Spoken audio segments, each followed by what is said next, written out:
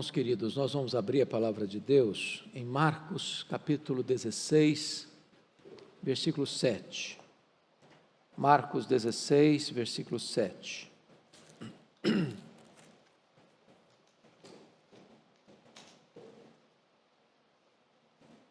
Esse versículo é uma espécie de resumo, de síntese daquilo que é o nosso tema hoje. Jesus não desiste de amar você. A evidência eloquente que nós temos desta verdade magna está aqui nesse verso. Marcos 16, versículo 7. É uma palavra dos anjos,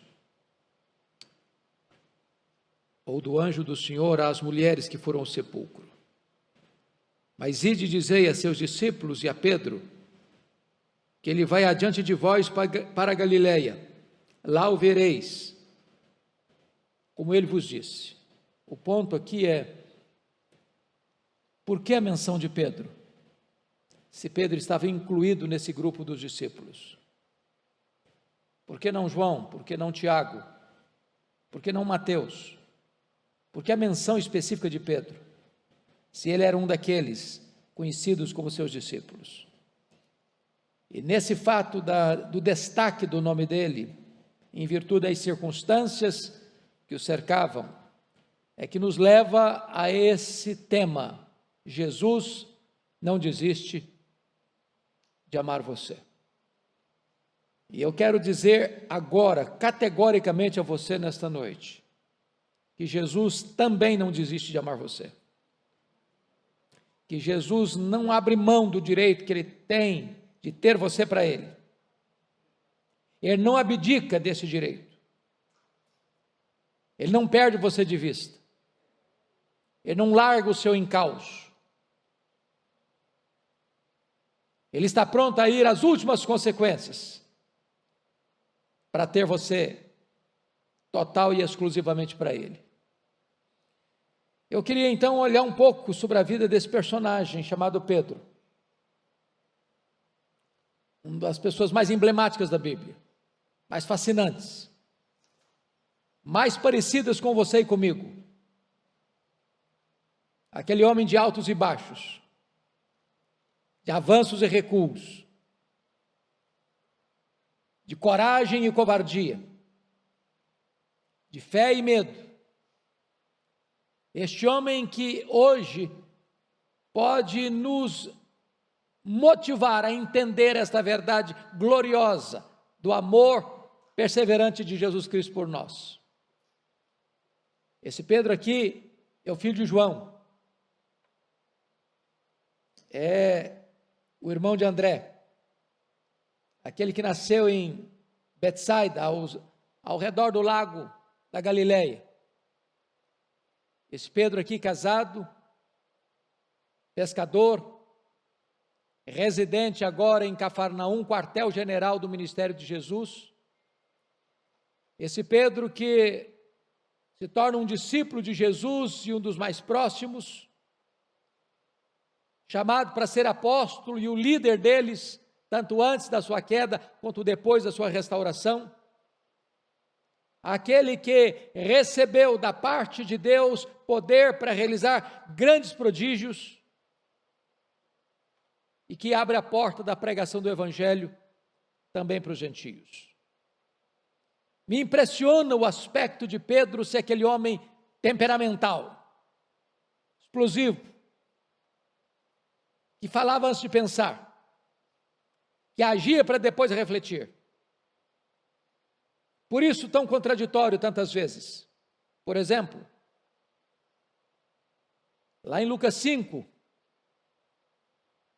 quando Jesus, depois que eles retornaram da pescaria infrutífera, ordenou que lançasse as redes, ele disse: Senhor, mas já trabalhamos a noite inteira. Aí de repente, a fé lhe acende na alma e ele diz: mas sob a tua palavra eu lançaria as redes. Depois lá em Mateus 16, quando Jesus pergunta: e vós, quem dizeis que eu sou? Ele responde: tu és o Cristo, Filho do Deus vivo. Mas quando Jesus falou que ia para a cruz, ele reprovou Jesus. Diz: tem compaixão de ti mesmo. Larga a mão desses pensamentos. E Jesus teve que dizer: arreda, Satanás, és para mim causa de tropeço. Não cogitas as coisas de Deus, apenas as coisas dos homens. Lá em Mateus 17, ele está falando sem saber o que está falando. Mestre, bom estarmos aqui, vamos fazer 3 tendas. Uma será tua, outra de Moisés, outra de Elias. Falando sem saber. Equiparando Jesus aos grandes líderes do Antigo Testamento, Moisés e Elias. Lá em Mateus 26, ele demonstra coragem, mas ao mesmo tempo covardia. Ele é capaz de pegar a espada e cortar a orelha de mal, mas também ele é capaz de fugir e seguir Jesus de longe. Ele é capaz de prometer fidelidade inegociável, e ao mesmo tempo ele é capaz de negar a Jesus covardemente 3 vezes. Ele é capaz de voltar às redes e desistir do ministério, mas também ele é capaz de declarar: Senhor, tu sabes que eu te amo, tu sabes que eu te amo. Esse Pedro está aqui hoje, esse Pedro está dentro desse auditório nesta noite, esse Pedro está morando debaixo da nossa pele, o coração desse Pedro bate em nosso peito, o sangue desse Pedro corre em nossas veias. Você e eu temos o DNA de Pedro. Nós somos Pedro. E o que Jesus fez na vida dele pode fazer na sua, na minha, na nossa vida nesta noite. Então eu gostaria de olhar apenas 2 aspectos com vocês. Primeiro, as causas da queda de Pedro. Vamos olhar 7 causas que levaram Pedro ao fracasso. Depois disso, vamos olhar as causas da restauração de Pedro. Examinaremos 5 causas da restauração de Pedro. Sem mais delongas, vamos ver as causas da queda de Pedro. Em primeiro lugar, exagerada confiança em si mesmo. Veja você que Jesus estava lá no cenáculo, instituindo a ceia, fazendo a transição da Páscoa judaica para a ceia cristã, quando Jesus disse para eles assim: nesta noite todos vós vos escandalizareis comigo, como está escrito, ferirei o pastor e as ovelhas ficarão dispersas. E então Jesus particularmente se aproxima de Pedro e diz: Pedro, Satanás vos requereu para peneirardes como trigo, mas eu orei por ti para que a tua fé não desfaleça. É nessa conjuntura que Pedro, lá em Mateus 26, 35, disse o seguinte para Jesus: disse-lhe Pedro: ainda que me seja necessário morrer contigo, de nenhum modo te negarei. Isso está em Marcos 14, 31 também. Mas Lucas 22, 23 diz: Senhor, eu estou pronto a ir contigo, tanto para a prisão como para a morte. E nesse momento Pedro demonstra autoconfiança. Trocando em miúdos, a corda não rói do meu lado. Eu confio no meu taco. Eu conheço o meu potencial. Eu sei que se a coisa pegar, e se necessário for, eu vou contigo para a prisão. Se precisar morrer, eu me coloco na frente, boto meu peito aberto. Eu não vou te abandonar. Eu não vou te decepcionar. Na verdade, Pedro está pensando aqui que ele é uma rocha, quando ele não passa de pó. Irmãos amados, eu não estou estimulando você a ser uma pessoa sem convicções pessoais. Eu não estou estimulando você a ter uma autoestima achatada. Eu não estou estimulando você a nutrir complexo de inferioridade. Mas muito cuidado com a autoconfiança. Muito cuidado. A Bíblia nos ensina que Deus conhece a nossa estrutura e sabe que nós somos pó. Por isso, aquele que pensa estar em pé, veja que não caia. Nenhum de nós consegue ficar de pé escorado no bordão da autoconfiança. Desconfie de você mesmo. Não pense que você é suficientemente forte para enfrentar as tentações, as pressões, as seduções ou os dardos inflamados do maligno. Cuidado! Cuidado! Segunda causa da queda de Pedro.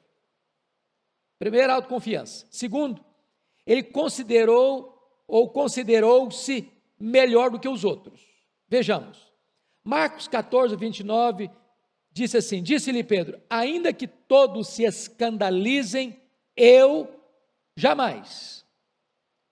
Mas em Mateus 26, 33 está escrito assim, ainda que venhas a ser tropeço para todos, nunca o serás para mim. Está falando todos os colegas dele, os pares dele. Bom, trocando em miúdos, sabe o que ele está dizendo para Jesus? O Senhor, o negócio é o seguinte, quando o Senhor está falando aí que nesta noite todos nós vamos escandalizar contigo e vamos ficar dispersos, eu só preciso fazer um reparo, Jesus, na tua fala. Eu acho que os meus colegas não vão aguentar mesmo não. Eu acho que eles, na hora que a coisa pegar, eles vão recuar. Agora, Jesus, talvez o Senhor não me conheça direito ainda. Eu sou um cara batuta. A corda não vai roer do meu lado, não. E eu vou dizer uma coisa para o Senhor. Se os demais retrocederem, eu nunca vou fazer isso. Em outras palavras, Jesus, é até difícil dizer isso, mas eu vou dizer uma coisa para o Senhor, eu sou melhor que os outros. Eu sou mais forte que os outros. Sou mais fiel do que os outros. Amado irmão, cuidado para que você não se olhe no espelho e ache que você é melhor do que você é, mais crente do que você é, mais espiritual do que você é, mais corajoso do que você é, mais fiel do que você é.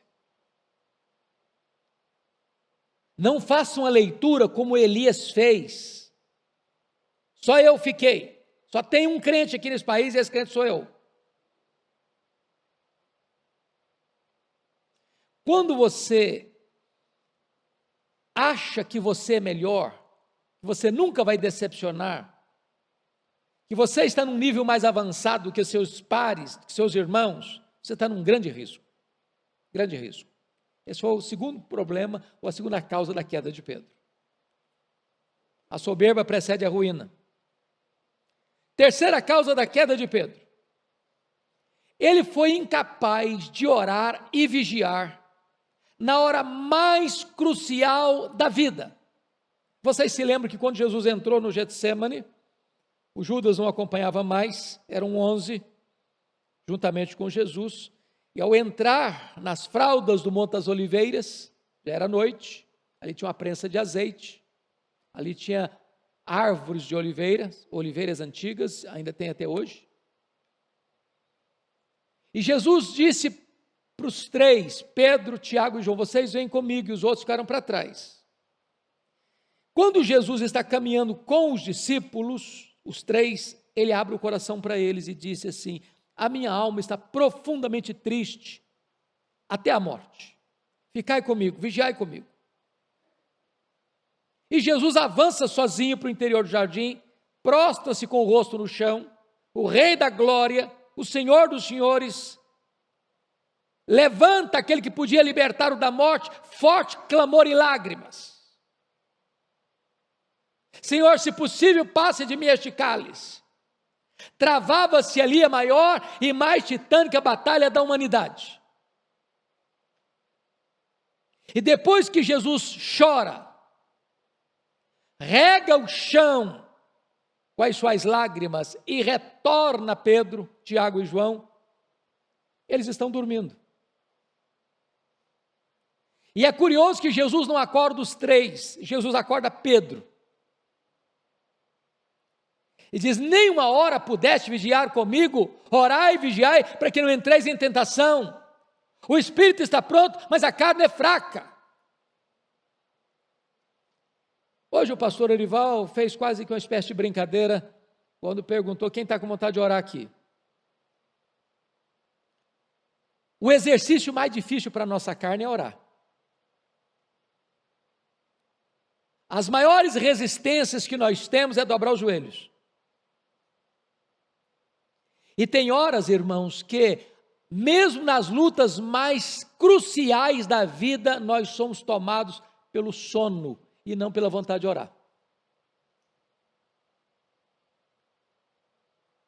Se nós não oramos, nós não temos discernimento da luta. Se nós não oramos, nós não nos equipamos para a luta. Se nós não oramos, nós não vigiamos para enfrentar o inimigo com as armas espirituais, poderosas em Deus para destruir fortalezas e anular sofismas. Porque Pedro não orou, ele fraquejou. Essa luta, irmãos, não se ganha no grito, essa luta não se ganha com argumentos, essa luta não se ganha com bravatas, esta luta se ganha de joelhos. Por isso ele fracassou. Quarta razão por que ele fracassou. Pedro perdeu o controle emocional, está lá em João 18:10. Então Simão, Pedro, puxou da espada que trazia e feriu o servo do sumo sacerdote, cortando-lhe a orelha direita, e o nome do servo era Mal. E Jesus disse para ele: mete a espada na bainha, Pedro, não beberei porventura o cálice que meu pai me deu? Preste atenção nisso. Talvez a gente pense que o camarada pegar a espada e tosar a orelha do cara, porque ele era ruim de pontaria. Talvez ele queria cortar o pescoço do cidadão. Demonstra coragem e fidelidade. E tantas vezes, meus irmãos, nós tentamos entrar na luta e travar lutas com armas carnais. A gente agride, a gente fere, a gente fala mal,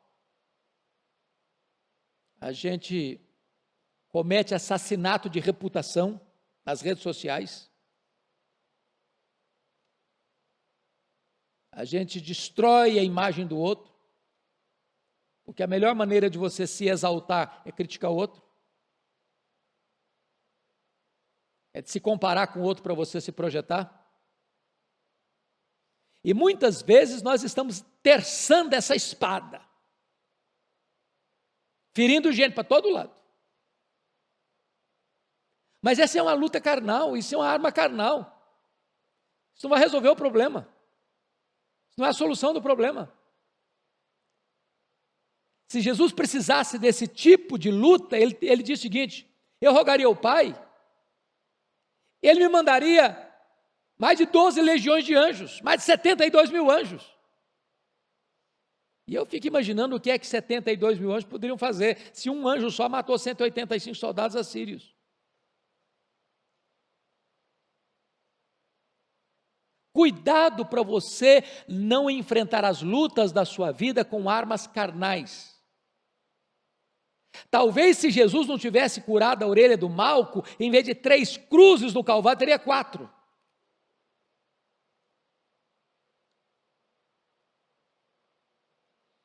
Quinto lugar, por que Pedro caiu? Ele caiu porque ele seguiu a Jesus de longe, Mateus 26:58, mas Pedro o seguia de longe. Veja você que quando Jesus foi preso, e Lucas diz isso, Jesus não foi preso porque ele fraquejou, porque ele foi uma vítima do sistema, ou porque o poderio romano o suplantou, ou porque a orquestração de Roma com o sinédrio judaico o apanhou, ou porque os discípulos o abandonaram. Não, não foi por nada disso. Lucas interpreta bem isso. Ele foi preso porque aquela era a hora das trevas. Jesus não foi vencido. Ele mesmo se apresentou: a quem buscais? Ah, Jesus o Nazareno, pois sou eu. Para aquela hora eu tinha vindo. Aquela era a hora de beber o seu cálice. Aquela era a hora da sua humilhação extrema. Ele foi obediente até a morte, morte e cruz. Os discípulos fugiram, como Jesus havia profetizado, estava lá na profecia de Zacarias. Mas o Pedro, ele não quer perder Jesus de vista, mas também não quer se comprometer. Porque afirmar, eu sou discípulo dele, e vocês estão prendendo Jesus, então me prendam também. Vocês vão bater nele, então bate em mim também.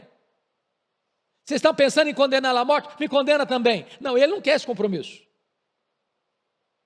Esse é acovarda, e ele vai seguindo de longe.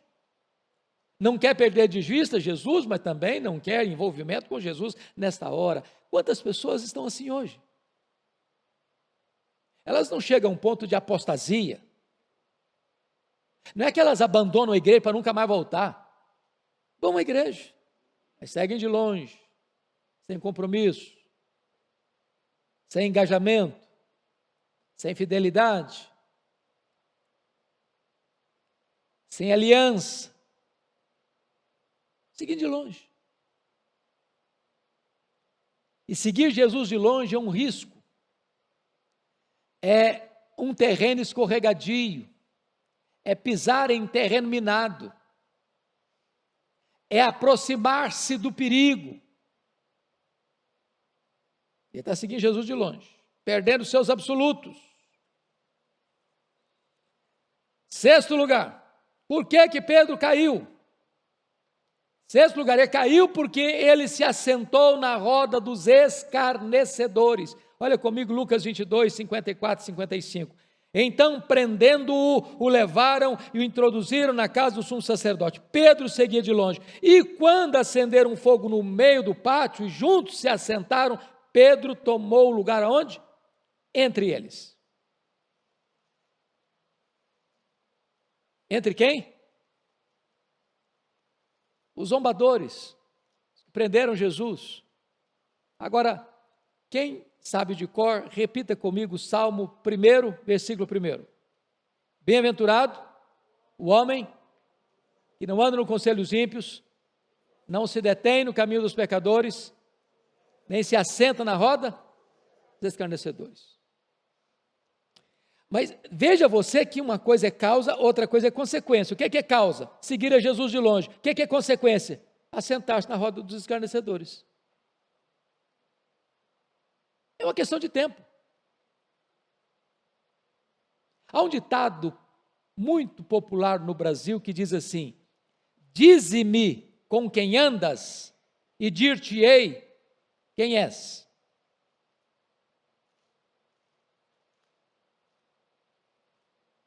Quem é parceiro do criminoso, vira criminoso.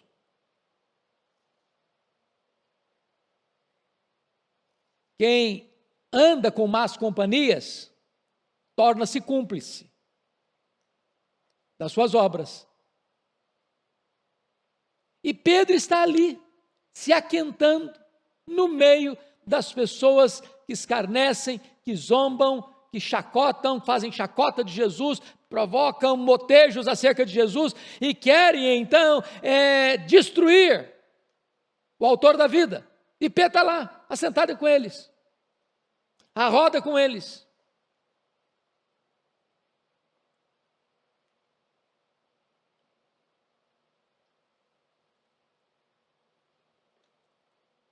Talvez se essas paredes pudessem falar, embora esse templo é novo, mas há templos mais antigos, se as paredes pudessem testemunhar, falariam quantas pessoas já estiveram na casa de Deus, cantando os cânticos de Sião, e foram atraídas por falsas amizades, adolescentes, jovens, que entraram na faculdade como crentes e saíram como céticos, que entraram numa patotinha, se envolveram com drogas,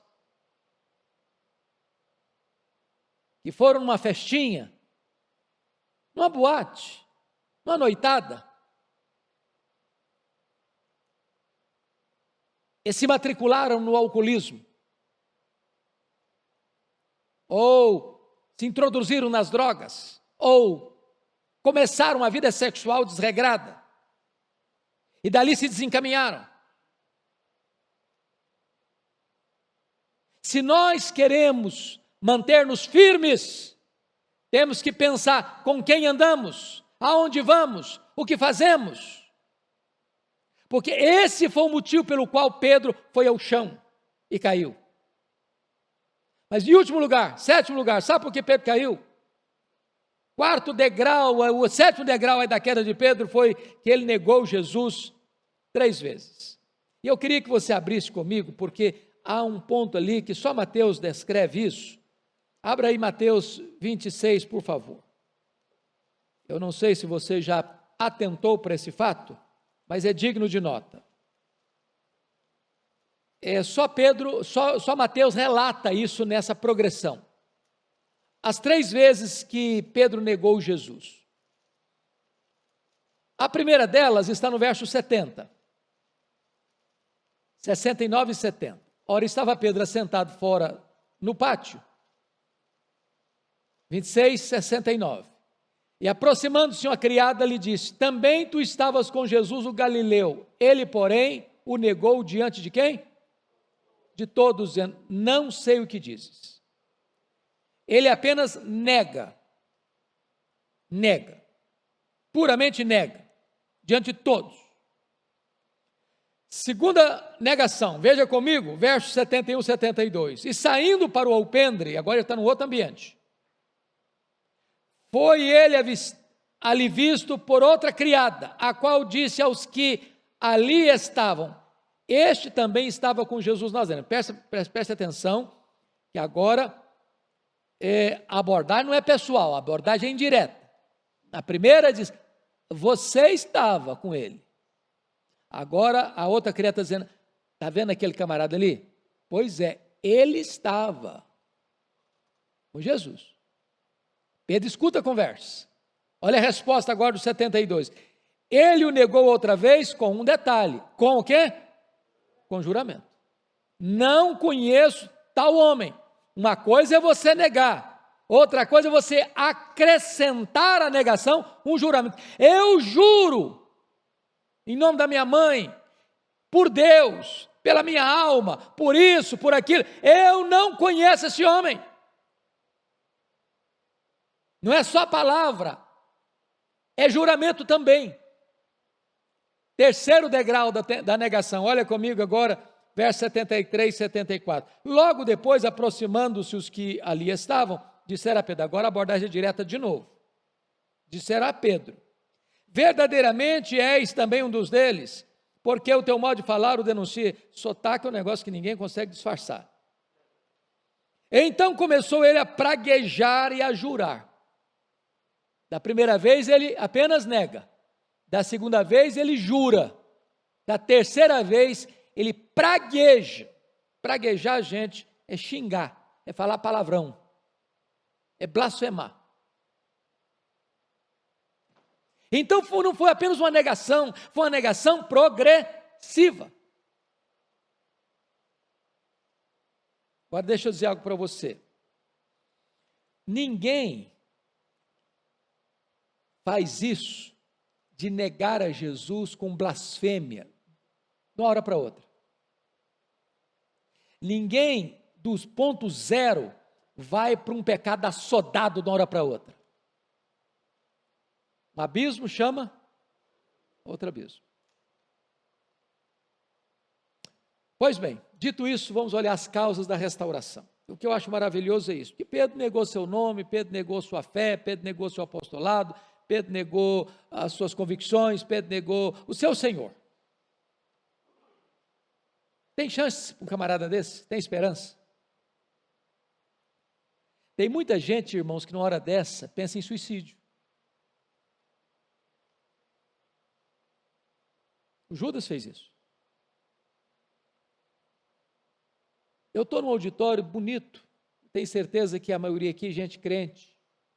Talvez você já pecou. Não no sentido pecado contínuo, diário, que todos nós pecamos, mas de um pecado que você não devia ter feito. Uma coisa que envergonhou você, deixou você para baixo. Meu Deus, não é possível, isso aconteceu comigo. Eu tinha tanta segurança. O que você vai fazer? Vamos ver Pedro. Vamos ver a esperança que isso traz? Então, primeira causa da restauração de Pedro foi o olhar compassivo de Jesus. Olha aí Lucas 22, 60 a 62. Mas Pedro insistia: homem, não compreendo o que dizes. E logo, estando ele ainda a falar, cantou o galo. Então, voltando-se, o Senhor fixou os olhos em Pedro. E Pedro lembrou-se da palavra do Senhor, como lhe dissera: hoje 3 vezes me negarás antes que o galo cante. Então Pedro, saindo ali, chorou amargamente. O olhar compassivo de Jesus. Oh, amados irmãos, isso é extremamente glorioso. Eu quero dizer para você que quando você peca, quando você cai, quando você revala os pés, quando você vai ao chão, quando você beija o pó, quando você vai para a lona, Jesus não olha para você com um olhar de juízo e de censura para esmagar você. Ele olha para você com um olhar de ternura e de graça e de misericórdia e de perdão e de restauração. Que esperança no olhar de Jesus. Que esperança! Nós cantamos um hino tão precioso, que diz assim: vivi tão longe do Senhor, assim eu quis andar, até que eu encontrei a luz no seu divino olhar, seu maravilhoso olhar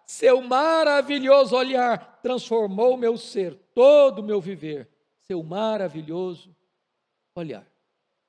Jesus está olhando para você hoje, para restaurar você, para dar uma chance a você, para você recomeçar. Segundo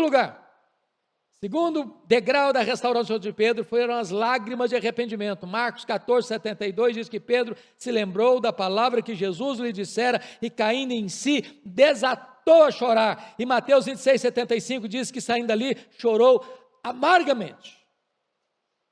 Aqui tem um ponto muito importante: o choro do arrependimento. A palavra amargamente no grego traz a ideia de que saiu de dentro dele água podre, água suja. É aquele choro não de remorso, mas choro de arrependimento. Qual a diferença entre remorso e arrependimento? No remorso, o ciclo do arrependimento não se completa. Você sabe que arrependimento implica 3 áreas da vida: a razão, a emoção e a vontade. O que é arrependimento? É metanoia, é mudar de mente. Eu fiz uma coisa, eu sei que está errado, e eu mudo a minha mente, está errado. Segundo, envolve emoção. Segundo Coríntios diz, é tristeza segundo Deus. Se não tem tristeza no seu coração, não houve arrependimento. Tem que mudar a sua emoção. Tem que picar a sua alma. Tem que alfinetar a sua consciência. Tem que produzir tristeza no seu coração. Mas a terceira área do arrependimento é dar meia volta. Você está indo para cá, você vira aqui, você muda a conduta. Se você olhar Judas, ele fez as 2 primeiras coisas, ele fez. Teve convicção que errou? Teve. Ficou triste porque errou? Ficou também. Mas faltou a terceira área, ele não voltou-se para Jesus. E o remorso leva ao suicídio. Mas o arrependimento traz vida. Porque o arrependimento tira você do pecado e leva você de volta para os braços de Jesus. Então Pedro desata a chorar e chora amargamente. Terceira coisa importantíssima que vale a pena você entender, para a restauração de Pedro, é a procura de Jesus. É o texto que nós lemos.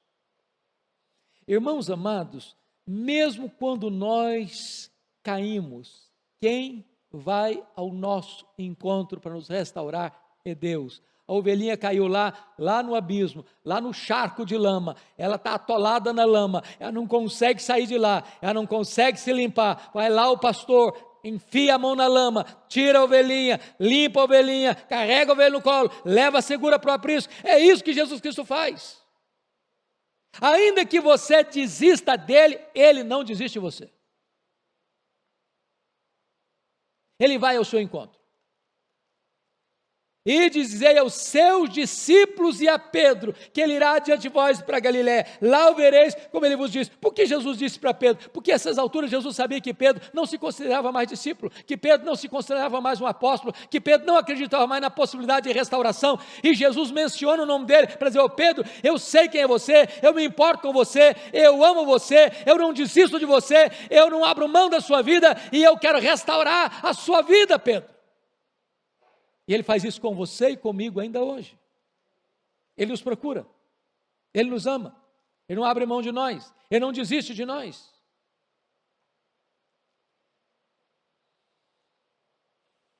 Mas preste bem atenção. O que Jesus disse para os discípulos e a Pedro é o seguinte: ide dizei aos seus discípulos e a Pedro, que ele irá diante de vós para onde? Para Galiléia, lá o vereis. Então note vocês que Jesus está endereçando Pedro para onde Jesus chamou Pedro, para a mesma geografia que Jesus chamou Pedro, para restituir na memória de Pedro o mesmo cenário onde ele foi chamado. E agora Jesus, ao chegar nesse cenário geográfico, Jesus arma uma cena, não só agora do local onde tinha sido chamado, mas arma uma cena do cenário da queda dele em Jerusalém, montando um braseiro na praia. Quando Jesus monta aquele braseiro na praia do Mar da Galileia, o que Jesus está querendo fazer é o seguinte: eu vou curar a sua memória, Pedro, eu vou restaurar a sua psique, vou restaurar suas emoções.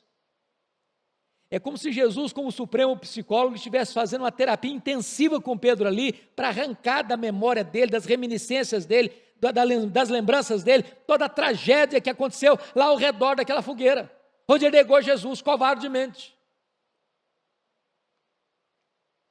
Jesus está montando aquela fogueira ali para dizer: ô Pedro, na mesma geografia que você caiu, meu filho, eu vou levantar você. Na mesma geografia que você me negou, eu vou dar a chance de você me confessar. Na mesma geografia que você foi um fracasso, eu quero recuperar a sua vida.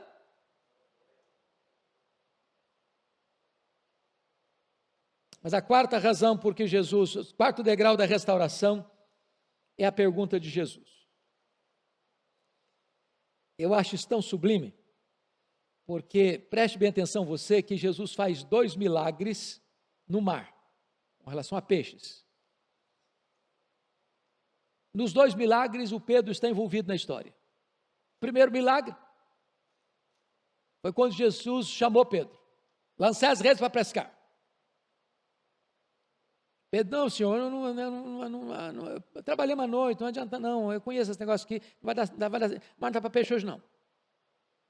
Aí ele para pensar um pouquinho melhor e diz: não, mas a tua palavra eu vou lançar as redes. Então as redes vieram cheias de peixes.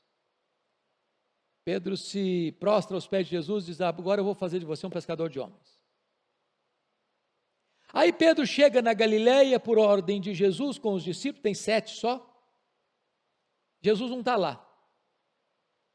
E dizer aos seus discípulos e a Pedro que eu irei adiante de vós, para onde? Para Galiléia. Se ele ia adiante de vós, quando chegasse lá, o Pedro estava lá, o Jesus estava lá, e Jesus não estava. Aí o Pedro pensou: bom, agora fracassou mesmo, agora acabou mesmo, agora o meu sonho ruiu por terra mesmo, agora eu vou voltar, é para as redes, é para a minha empresa, vou reabrir minha empresa, vou voltar a ser pescador, esse negócio de ser pescador de homem não vai funcionar, apóstolo não vai funcionar, discípulo não vai funcionar, então vou voltar para o passado. E porque ele era um líder, os outros disseram: nós vamos contigo. Trabalharam a noite inteira, nem uma piaba. Estão voltando desiludidos, já de madrugada. E Jesus lá de longe, 100 metros, está diz na Bíblia, 200 côvados, 100 metros, pergunta para eles lá no barco assim: filhos, tendes aí alguma coisa de comer? Eu acho isso incrível. Porque Jesus podia chamar aqueles camaradas de covardes, de medrosos, de fugitivos, de desertores. Mas Jesus chama de filhos. Se a pessoa a doçura da graça, você peca, você foge, você se acovarda. e ele chama você de filho? Tendes aí alguma coisa de comer? Claro que não tinha, e Jesus sabia disso. Jesus não fez essa pergunta, precisava ser informado, não. Não temos nada não. Então lançai a rede à direita do barco, não é à esquerda não, à direita do barco, e achareis. O que é curioso é que João nos diz que tinha 153 grandes peixes. Não tinha peixe pequeno não, não tinha piaba não. E quando a ficha cai, com a fala de João, é o Senhor, Pedro, ele larga de novo as redes, e ele corre para encontrar Jesus. Quando ele chega, tem o braseiro, tem pão, tem peixe, tem comida boa, e depois Jesus então se aproxima dele e pergunta: Simão, filho de João, amas-me mais do que estes outros? Mas Jesus, mas por que mais? Não, porque você não se achava melhor que os outros? Quer saber se você me ama mais? Senhor, tu sabes que eu te amo. Simão, filho de João, tu me amas? Sim, Senhor, tu sabes que eu te amo. Simão, filho de João, tu me amas? Ah, Senhor, tu sabes todas as coisas, tu sabes que eu te amo. Então, apacenta os meus cordeiros. Então, pastoreia as minhas ovelhas. Então, apacenta as minhas ovelhas. Eu acho isso fantástico, porque a única condição que Jesus exigiu de Pedro para restaurá-lo não foi uma prova de teologia, não foi 10 sessões no analista para curar a memória dele, os traumas dele. A única pergunta, ou a única exigência que Jesus fez foi essa: você me ama, filho? Se você me ama, vamos recomeçar. Se você me ama, vamos começar uma nova jornada daqui para frente. Eu não sei seu histórico de vida, mas talvez você já foi uma pessoa de muito mais proatividade no reino de Deus, está sendo hoje. Talvez você já foi gente de linha de frente, de vanguarda. Talvez hoje você está apenas como assistente, na expectativa, vendo a coisa acontecer. Talvez você já desistiu do ministério. Para mim não tem mais jeito. E hoje Jesus está aqui para restaurar a sua vida.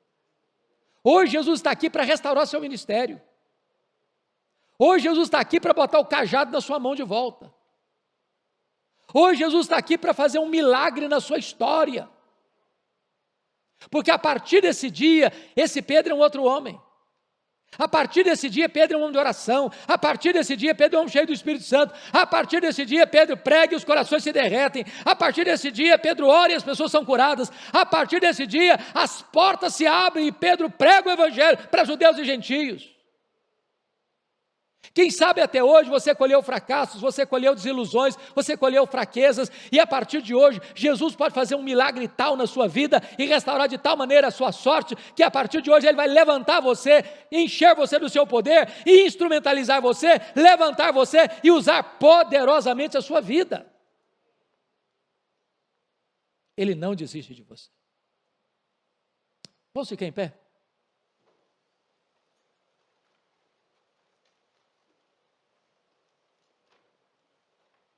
Eu queria fazer uma pergunta para vocês, se você honestamente entende isso. Você levantasse a sua mão direita. Tem algum Pedro aqui hoje? Eu estou com as duas também. Segunda pergunta. Tem alguma coisa na sua vida que precisa ser restaurada hoje? Alguma área da sua vida? Ser restaurada hoje. Senhor, eu preciso fazer, Senhor, faça um milagre hoje, Senhor. Nesta área da minha vida eu estou precisando. Deus está aqui. O Senhor Jesus está aqui. É isso que nós cremos, irmãos. A gente não vem apenas para uma conexão com Deus. Vou lá, legal, música boa, de vez em quando uma palavra boa, então vou lá. É a expectativa de que Ele está presente. E se Ele está presente, coisas novas, grandes, podem acontecer aqui. Pastor Arival vai orar por nós agora. E você vai colocar esta área que você quer. Lembra do texto lido? O que queres que eu te faça? Você é um Pedro, eu sou um Pedro.